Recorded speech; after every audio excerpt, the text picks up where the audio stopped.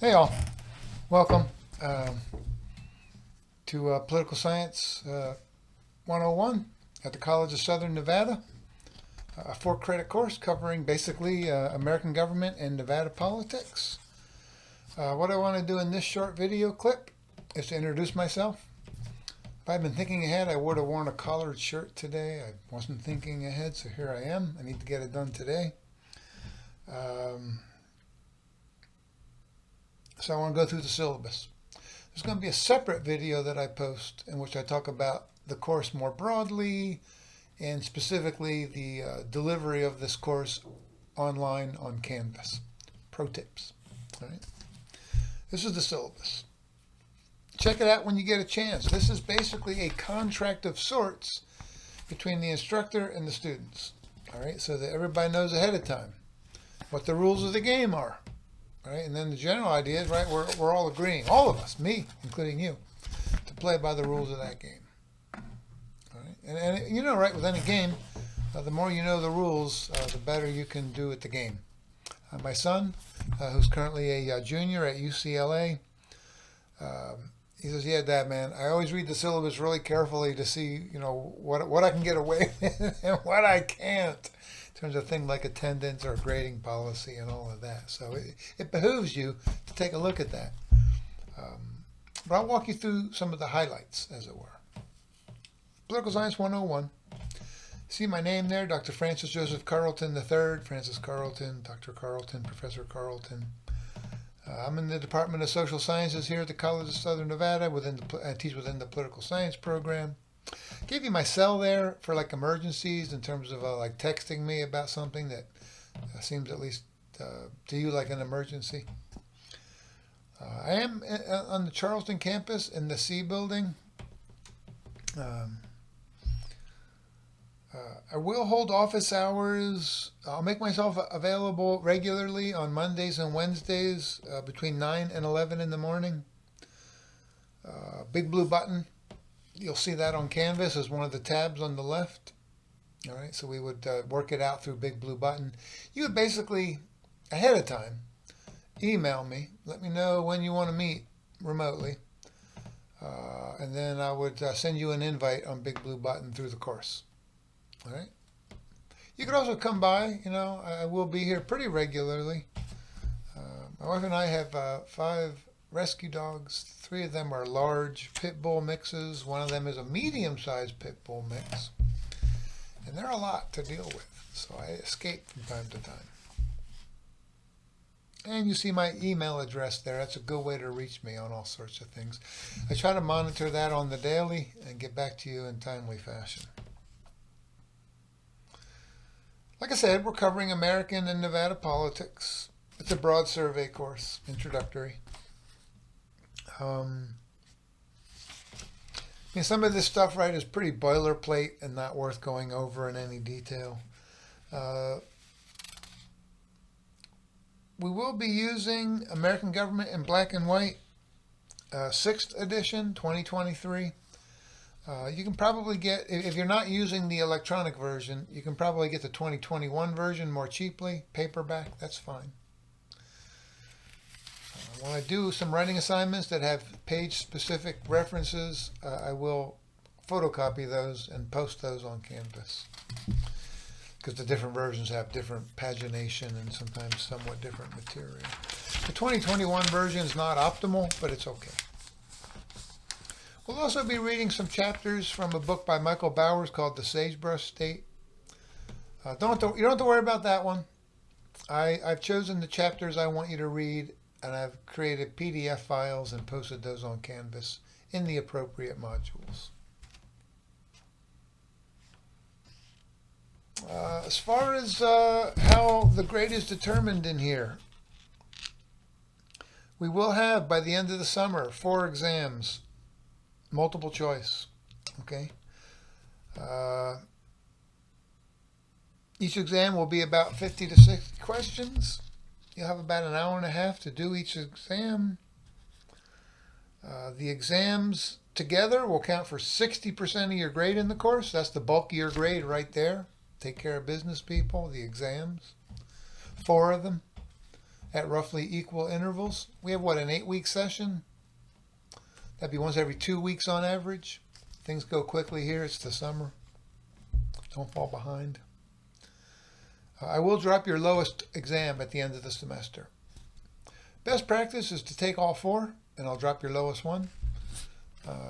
But, look, if you've done well on the first 3, you really don't need to take the 4th necessarily. If you're happy with that score after 3, you're done. If you're really bold, you'll skip the first one and put pressure on yourself to do well on the next 3.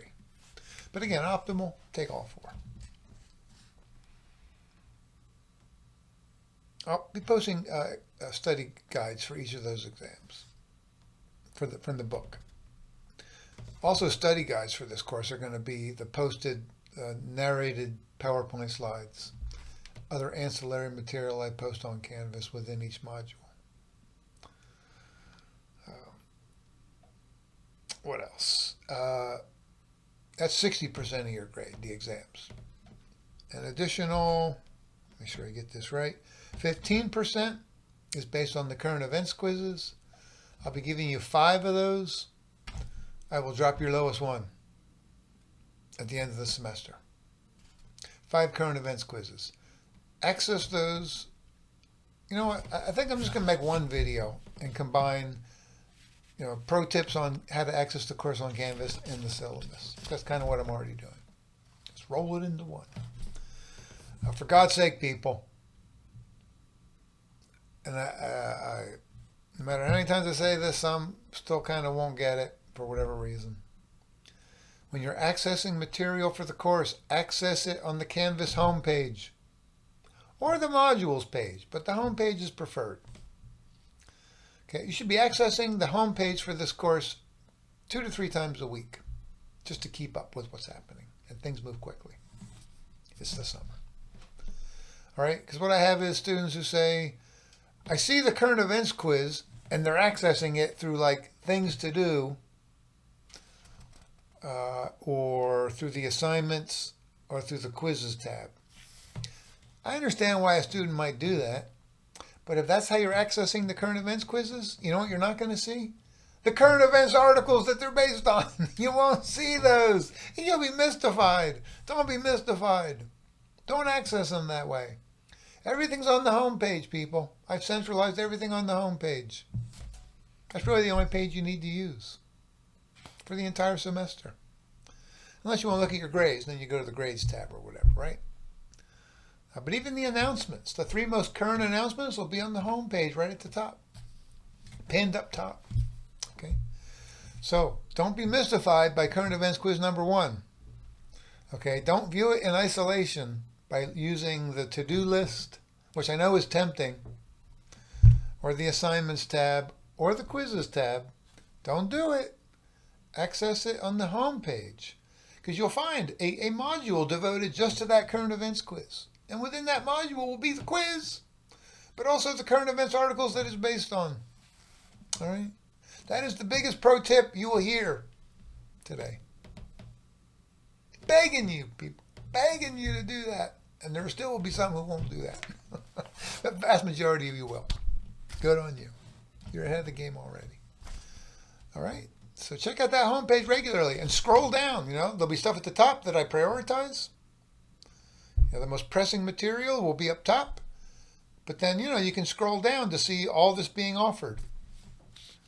That what you're going to find, right, is that you're going to find the module number 1, chapter 1 of our book, topic 1, right, talking about what it means to be a constitutional democracy. What are the alternatives to constitutional democracy? What are some of the philosophical underpinnings of American government and politics? Okay, the really basic stuff. You're going to find some, I think, some really good narrated PowerPoint slides that walk you through that material, with yours truly delivering penetrating, brilliant insights in an understandable language. You're also going to find up top of each module of content a introductory video in which I lay out the broad contours of the topic, relatively brief, maybe 15-minute tops. The narrated slides might run longer and they're broken up into pieces. All right. So I'm begging you, man, take advantage of that stuff. It's really helpful. All right. And it's designed to work in concert with the book. It tracks it pretty closely, but not exactly. That'd be dumb. That wouldn't be a higher education. That would be a lower education. Okay. I'm partly a tour guide for the book, but I'm also adding some additional insights and analysis from my own, my own head, my own experiences over the decades. All right. So you'll find an introductory video at the top of each content module, beginning with module number 1. You're going to find some narrated PowerPoint slides that walk you through the key material. Somewhat, but not completely related to the book exactly. There's overlap with the book quite a bit, but I throw in my own ideas and analyses as well, things that I want you to know in addition to the book. And there might be some ancillary material at the bottom. If I find something that sort of contributes to that concept, I'll post that. Maybe a short video clip from YouTube, maybe a brief reading from some other source. And then at the very bottom, you're going to find a practice quiz on that material. Okay, and pro tip, man, preparing for the exams, practice quizzes, super helpful, because a fair number of those questions from the practice quizzes will show up again on the exam. So it behooves you massively to take those practice quizzes. And they do close before the exam opens. Okay, so you need to take it in timely fashion. And you can take it, I think, up to 3 times. And I'll get these questions, and that's cool. That's what I'm paid to do, is deal with that kind of thing. But I'm telling you now, it doesn't count for your grade. Okay, so don't worry about it. The practice quizzes are low key. They're just for your benefit, to help you prep for the exams. You're not getting, you will get a grade, but it's not a grade that matters for your grade in the course. All right? Typically 10 questions. That's the structure of each content module. Introductory video, narrated PowerPoint slides, ancillary material maybe, and then a practice quiz. All right? Take advantage of that material. It's on the home page. All right, so the exams, 60% of your grade, 4 of them, drop the lowest one. Current events quizzes, 5 of them, I drop your lowest one. 15% of your grade, that gets us to 75% of your grade, right? So we're headed towards 100 here. That's our destination. That's our goal, aspiration. Discussion threads. Okay, discussion threads. 8 to 10 by the end of the summer, so about one a week. On selected topics that we're covering. Okay, that's going to be another 10% of your grade. Gets us up to 85. This is exciting. We're almost at the top, but we're not there yet. Discussion threads, 8 to 10 by the end of the summer. 10% of your grade. I dropped the 3 lowest. All right, because sometimes you're going to miss them because they're so frequent. That's cool. Don't worry about it. It's fine. I would skip a couple, quite honestly. It's a bit of a grind at some point. I am dropping your 3 lowest. All right. But, try to do the vast majority of them. Don't miss more than 3. And again, right, ideal would be you do all of them. I grade those quite leniently, I'm going to be honest. They are I want you to show engagement and awareness of the material. If you can cross-reference the book or the slides, I'll be over the moon.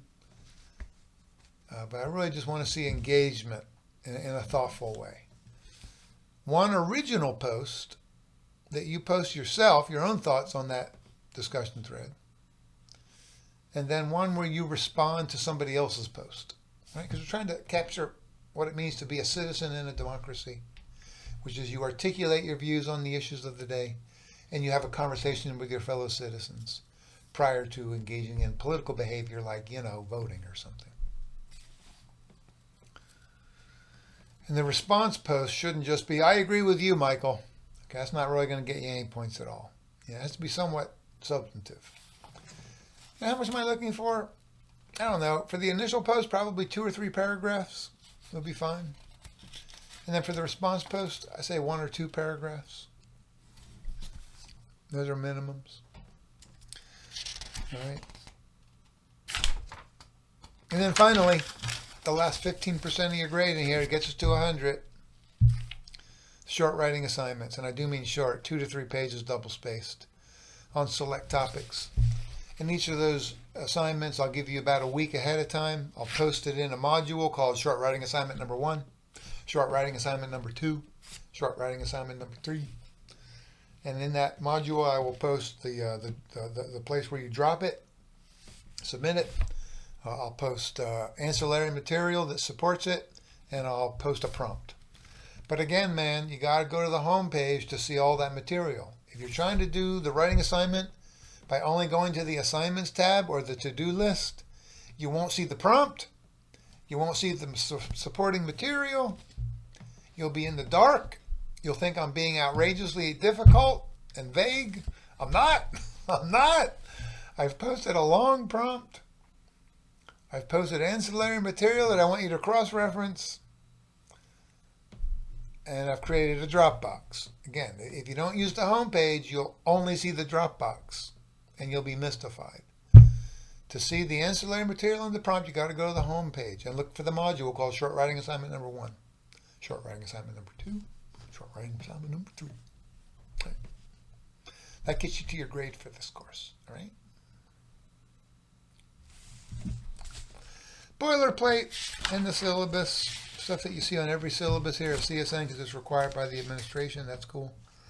A note on AI. Check that out. Not a big fan. You know, my son uses it at UCLA, but he uses it in limited fashion, right? To get ideas as a way to do some research prior to doing his own work. Prior to doing his own work. All right. So it's like deep background for ideas, for some organizational ideas for how you might organize your short writing assignment or your discussion thread. I've seen people use AI for discussion threads. It's shockingly easy to spot. Okay, it uses lots of extra flowery language that's endlessly repetitive. It's super generic. It's very non-specific. It's very professional and polished. And it jumps out as, what is this? This is not one of my students. So don't do it, man, especially for the discussion threads. I'm asking so little in the first place. Why would you take that shortcut? Don't do it. Okay? All I'm looking there for is a good faith effort to engage a little bit. And again, the AI stuff just jumps out because it's repetitive, it's flowery, it's super polished, like it was written by a professional. Okay? Better, you know, in some cases, better written than what I could produce. That sets off alarm bells, and then I can cut and paste it into a detector. I know that stuff's not perfect, but it's pretty damn good. Like, if my alarms go off, because I've seen it so many times in the last few years, I am sad to say, if my alarms go off and then I submit it to a detector and it comes back as 100%, I'm sorry, you're getting a 0 on that. And look, if you want to appeal it, you can, and then I'll have to file formal charges. And we'll go through that, and we can do that because you get your due process rights as you should. But when my alarms go off and the detector's alarms go off at 100%, I'm done with that assignment. I'm done with it. Okay. Because there's always doubt. But in that case, the doubt is so minimal that I'm willing to go with that. So just don't even go there. Same for the short writing assignment. All right, and I'm not even a big fan of Grammarly because I don't care what your writing looks like after it's been modified by Grammarly or whatever. I want to know what your writing looks like and give you some feedback on that. The only way to learn how to write is to write, and then get feedback on that. I think. Some people say, "Oh, Grammarly teaches students how to write better." Does it? Does it? Maybe. Color me skeptical. All right. Cite sources, people. Oh my God. Especially for the short writing assignments. You can use outside sources. How you can use an AI version of what the prompt generates from AI. And you can just cross-reference, say, as the AI generator said, or ChatGPT said, blah, blah, blah, blah, blah, in quotes or whatever. But make it clear that you're utilizing a source. As long as you're making it clear that you're utilizing a source, you can use the damn source. Okay, the bad stuff happens when you use somebody else's work, including AI work. When you use somebody else's work and you don't provide attribution, you don't give credit. You pretend it's yours. That's where the problem comes in. That's the problem around here. All right. And then, because this is running way too long, and I apologize, that's because I'm rolling this video into one. Course outline. Oh my gosh. Yeah, what are we covering in here? A lot. A lot. Check out the syllabus. That's something you want to check out. That comes up probably backwards or something. I'm not sure. Reverse mirror image. I'm not sure. Course outline. Right. We start talking about what does it mean to be a constitutional democracy? What does it mean not to be a constitutional democracy? We'll see that democracies across the globe are under pressure these days from kind of strongman authoritarian forms of governance. It's happening here. It's happening across the globe. You know, countries that were already authoritarian are getting more authoritarian, like in China and Russia and North Korea and Cuba. And countries that were fully democratic are now somewhat less democratic. And countries that were strong democracies, like the U.S., are now considered to be flawed, significantly flawed democracies because of some of our ongoing problems. That's happening everywhere. It's a global phenomenon. Disturbing as hell. We'll talk about what American political culture is and how that shapes our politics. We'll talk about changing American demographics, whether that's changing American racial demographics, America's shifting age demographics. We'll talk about the politics of where people live, right? People in cities tend to be more liberal. People in rural areas and small towns tend to be more conservative. All of that good stuff. That'll be module number 1, the first content module, chapter 1. We'll talk about the founding of the American Republic, right? The American Revolution and the creation of the Constitution. We'll talk about the founding of the great state of Nevada, 1864. Bump. We'll talk about American federalism, right? The division of power between national, state, and local forms of governance. And here in the Valley, right? Even more local forms of governance that are private, called homeowners associations or HOAs. And we'll see, right, that American federalism is kind of interesting. Already that's interesting to me. But also, right, we have Indian tribes, right? What position do they occupy in our federal system? It's tricky, it's complicated, it's ambiguous. They're not states. They're not the national government.